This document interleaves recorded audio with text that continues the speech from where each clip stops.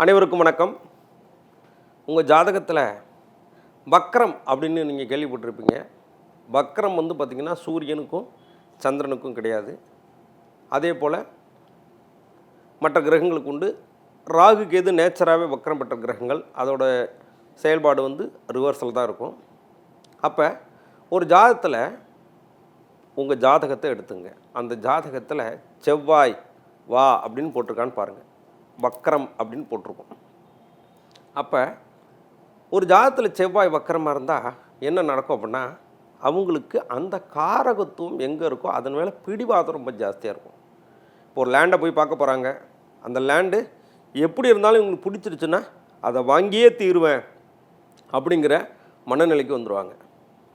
ஒரு சகோதர காரகத்துவத்துக்கு ஒரு ப்ராப்ளம் அப்படின்னா அந்த விஷயத்தை நான் சால்வ் பண்ணியே தீருவேன். ஒரு விஷயத்தில் பிடிவாதத்தை ஏற்படுத்தக்கூடிய அமைப்பு தான் இந்த வக்கரம். உங்கள் ஜாதகத்தில் செவ்வாய் வக்கரமாக இருக்குது அப்படின்னா இவங்க என்ன செய்யலாம் அப்படின்னா, ஒரு பிடி துவரம்பருப்பை எடுத்து உடச்சி தலையை சுற்றி நீங்கள் டஸ்ட்பினில் போட்டுருங்க. இதை ரெகுலராக செவ்வாய்க்கிழமை செவ்வாய் ஹோரையில் பண்ணிட்டு வாங்க.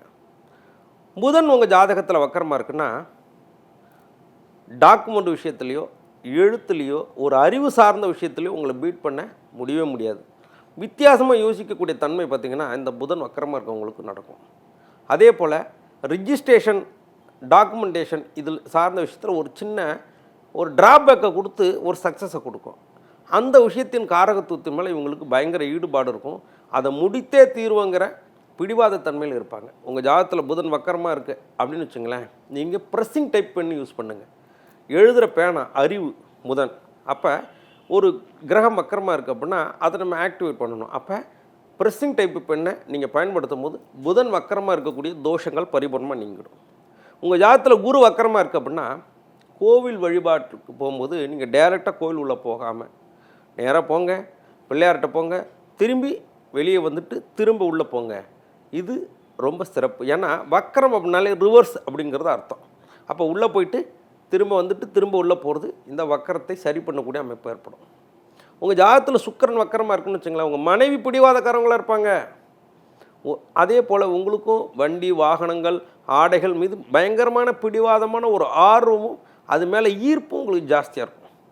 உங்கள் ஜாதகத்தில் சுக்கிரன் வக்கரமாக இருக்கா, நீங்கள் படுக்கக்கூடிய பெட்டை வெள்ளிக்கிழமையில் ரிவர்ஸ் பண்ணி போட்டு படுங்க. உங்கள் பெட்டு பில்லோ கவரை பெட்ஷீட்டை இதெல்லாம் வெள்ளிக்கிழமையில் மாற்றி பாருங்கள். மிகப்பெரிய அளவில் உங்களுக்கு அது பிரமாதமாக வேலை செய்ய ஆரம்பிச்சிடும். உங்கள் ஜாதகத்தில் சனி வக்கரமாக இருக்குது அப்படின்னா, சனி அப்படின்னாலே செருப்பு. அப்போ உங்கள் வலது கால் செருப்பு இடது கால்லையும் இடது கால் செருப்பை வலது கால்லையும் போடுங்க. ஆட்டோமேட்டிக்காக நீங்கள் ரிவர்ஸ் பண்ணி போடும்போது இந்த வக்கரத்தால் ஏற்படக்கூடிய பிரச்சனைகள் பரிபூர்ணமாக குறைஞ்சிரும். நேச்சராகவே ராகு கேதுக்கள் வக்கர கிரகங்கள். அப்போ கோவில்களில் போய் வழிபாடு பண்ணுறது.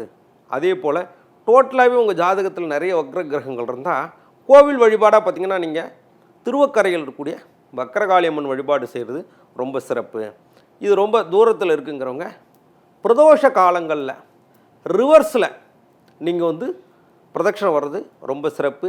கிரிவல பாதையில் கூட திருவண்ணாமலையில் பௌர்ணமியிலையோ இல்லை அமாவாசையிலையோ இல்லை மற்ற நாட்கள்லேயே கிரிவலம் போது வலது பக்கமாக சுற்றுறதை விட இடதுபுறமாக சுற்றுறதுக்கு பேர் அப்பிரதட்சணம் அப்படின்னு சொல்லுவாங்க. இந்த அப்பிரதட்சணம் செஞ்சு பாருங்கள். உங்கள் ஜாதகத்தில் இருக்கக்கூடிய தோஷங்கள்லாம் நீங்கி கிரகத்தால் உங்களுக்கு பிளெஸ்ஸிங்ஸ் நடக்க ஆரம்பிச்சிடும்.